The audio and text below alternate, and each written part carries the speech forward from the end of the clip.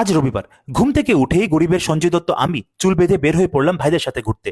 আগে পায়ে হেঁটে আগরতলা থেকে উদয়পুর পৌঁছে গেলেও এখন কিন্তু কয়েক মিনিটের হাঁটার পরেই নিজের অকাতটা বুঝে ফেলি।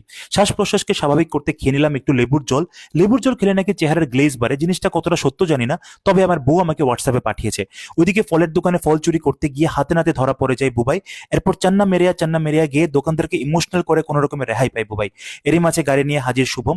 হ্যাঁ, ও আমার সেই ভাই যার বিয়ের প্রতিটা অনুষ্ঠানকে ক্যাপচার করে আমি আমার 1 মাসের কন্টেন্ট চালিয়েছিলাম। আর ও হলো সুজন, যে আজ সকালের ফ্লাইটে কলকাতা থেকে আগরতলা এসছে। পশ্চিমবঙ্গে গিয়ে দিদির সাথে দেখা করেছে কিনা এই প্রশ্নটা করতেই সুজন বিরক্ত হয়ে গাড়ি থেকে নেমে গেল। এরপর আমরা অপেক্ষা করতে লাগলাম রোহনের জন্য। সেলিব্রিটির সাথে ট্রিপে গিয়ে ভাইরাল হওয়ার সুযোগটা রোহন কোনো মতেই ছাড়তে চাইছে না, তাই সকাল 7টায় পৌঁছে গিয়েছিল পার্লারে। বিয়ের পর শুভম কিন্তু খুবই ধার্মিক হয়ে গেছে। আধ ঘন্টা লাগিয়ে ঠাকুরকে পুজো দিয়ে তারপর গাড়ি অন করে এখন শুভম। শুরু হলো আমাদের যাত্রা। ফ্লাইওভারে উঠতেই কিন্তু ছোট বড় সব গাড়ি যেন ফাস্ট অ্যান্ড ফিউরিয়াস মোডে চলে যায়।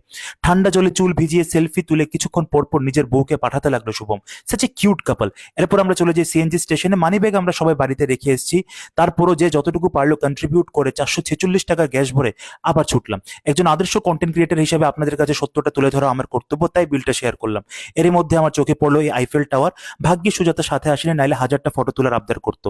ফাইনালি এই জার্নিতে আমরা কোথায় গেলাম, কি খেলাম, সব থাকছে পরের ভিডিওগুলোতে। আর এরকম ধরনের চিপ কন্টেন্টের জন্য অবশ্যই ফলো করুন বিশাল আনস্ক্রিপ্টেডকে।